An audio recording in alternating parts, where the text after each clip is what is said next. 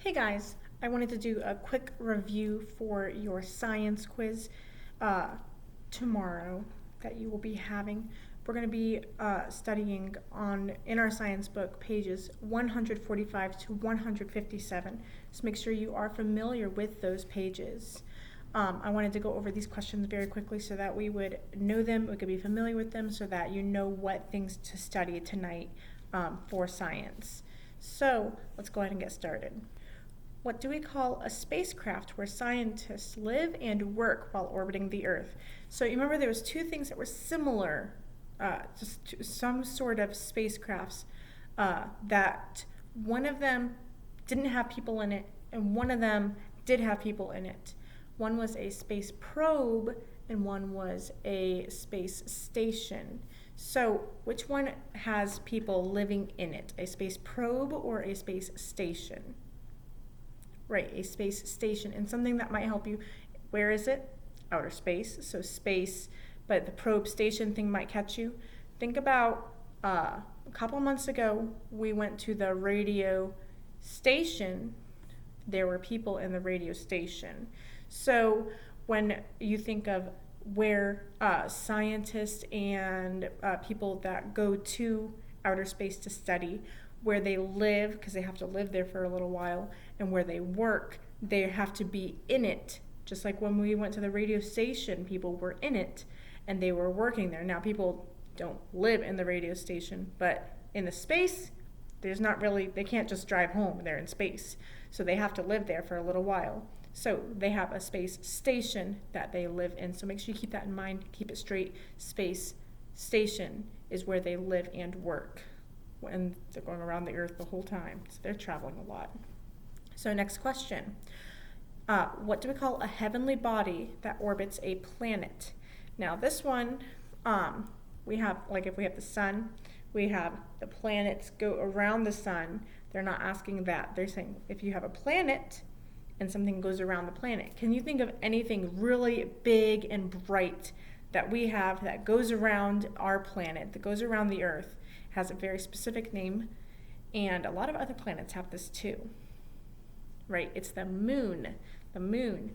And we have one. It's really big, really bright, and sometimes it can be big circle. Sometimes it can be like a little, maybe like half circle or a little crescent shape.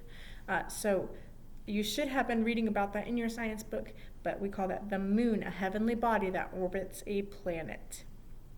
Next question. What do we call the length of time given by Earth's orbit around the sun? So if we have the sun right here and Earth starts over here, goes all the way around the sun. When it gets back to its original spot, what do we call that? How much time? Think about your birthday. Okay, if you were born on December 12th, just picking out a random date. If you were born on December 12th, that's the day you were born. So the Earth is right here on December 12th, and you go December, January, February, March, April, May, June, July, August, September, October, November, December 12th. Again, that's a whole year that's gone by and you have a birthday. So make sure you're keeping that in your mind. The length of time that the Earth goes around the sun is a year. Next question. A person that travels to outer space is called what? Well, what do we call a person that travels to outer space? Okay, we call them an astronaut. Next question. What do we call a hole on the surface of the moon? Now, if you look up at the sky and you see some light spots on the moon, you see some dark spots on the moon. The dark spots are big, huge holes, and it just makes the light reflect off a little bit differently, and we call those a crater. We call those craters. Make sure you keep that in mind. Next question. A large piece of rock that orbits the sun. Now, these are not planets. They'll still go around the sun, but they're not planets. Planets are big. These are a little bit smaller. They're rocks. And we call those an asteroid. Next question. The phase of the moon in which you cannot see the moon at all. Now, when you see the moon, it's big, it's bright. That's the full moon. We're not looking at full moon. We're looking at the opposite of that. So we call that a new moon because it's like new. It starts the whole cycle over again, or the whole month over again, if you want to think of it that way too, because it takes about a month for the whole moon cycle to start over. That's why it's called a month. Moon, month, kind of goes like that. Next question. What do we call the type of rope that keeps astronauts from floating into space? Now, if you've been reading your book, you should have read about the scientists and the space station and things like that. And if a scientist is going to go, or an astronaut is going to go off of that space station, and maybe he might have to make repairs or something, he's going to get in his astronaut suit and he's going to get out of that space station, but there's no land for him to walk on, and you can't really swim through the air. There's not anything for you to swim through. Like, you might think of swimming through the air, but there's no air in outer space. There's no water. There's nothing. So they have to kind of just float towards whatever it is they need to get to. But they have to use a tether. That's what it's called, a tether, so that they can get back into the space station, because they don't have anything to push off of. Like, if you might be in a swimming pool or something, you're swimming through the water, but if you're holding on to the side, you can push off of the side to get to somewhere else in the pool. But when you're in outer space, you don't have that. You just have the space around you. But so that's why they need to use that tether in order to stay connected to that space station. Next question. What do we call a tool that tells time by using the sun? A tool that tells time by using the sun. Now, you might think clock, and you wouldn't necessarily be wrong, but clocks do tell time, but they don't use the sun for that. It's a specific kind of clock, and it's called a sundial. A sundial. And you should have seen a picture of it in your book. I think sundials are very nice, but they take a very, very specific accuracy to make. So I've never been able to make one, but I've tried. But they're really fun. Next question. The Earth's moon is a natural what of the Earth? Okay? It's, remember, we have the Earth and we have the moon. The moon goes around the Earth. When we have something that goes around, sometimes we have some of these in outer space.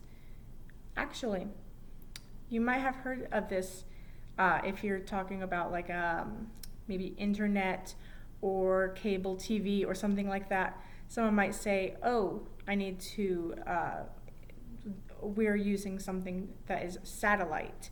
And that's using like the news broadcasting station or the internet or whatever it is will be sending out a signal to outer space, because they have a satellite up there that will receive that signal, and it will send it almost like bouncing it back to whoever is supposed to be receiving it. So if you're supposed to be receiving it, you're getting it from a satellite up in outer space.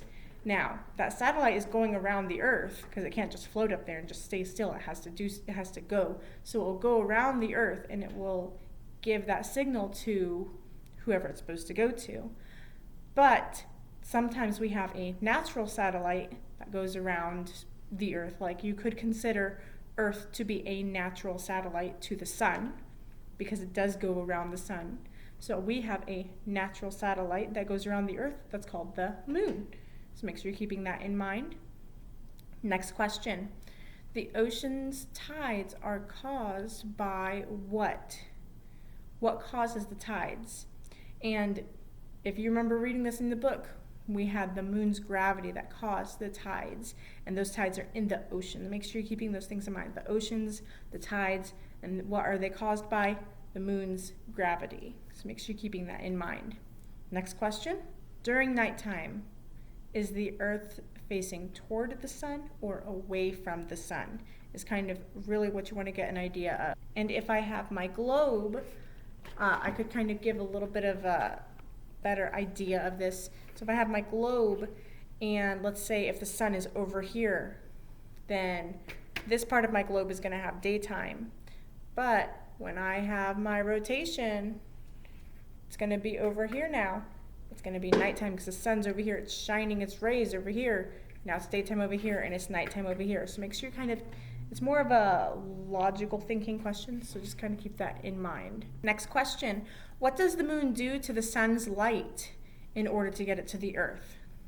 Okay, you might remember this from your book.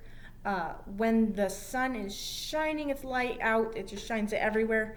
And we have the earth, and then the moon is over here somewhere, or maybe over here, or over there somewhere. And the sun will come and the light will hit the moon. It will hit the moon. And some of the light will go past the moon, or like it'll just go past it. But the light that hits the moon, some of it might get absorbed into the moon. But if something gets absorbed, like if we have like a sponge and it absorbs the water doesn't go anywhere, it just stays in the sponge. But sometimes, with the moon specifically, the light will get reflected like a mirror, will reflect the light away. And when the light gets reflected to the earth, then we see it. And that's how we see the moon's light. So does the moon give off its own light? No, it reflects the light from the sun to the moon, to the earth. Kind of like if you ever play with like a mirror with lighting, you can kind of see how the light will reflect from the mirror to like the wall or something like that. So that's kind of interesting how the moon does that. Let's move on to the next question.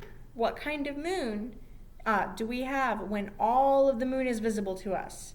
When we see all the moon, we call that a full moon. Okay, we have full moon, half moon, crescent moon when we only see like a little part of it, and then the new moon, of course, when we don't see the moon at all, or at least any of the light from the moon.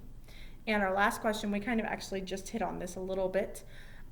If less than half of the moon is visible, what do we call it? And like I said, we just mentioned this. We have the full moon when you see all of it. When you only see half of it, it's a half moon. When you see less than half, you can kind of see it better this way. When you see less than half, it looks like a little crescent. So we call that a crescent moon.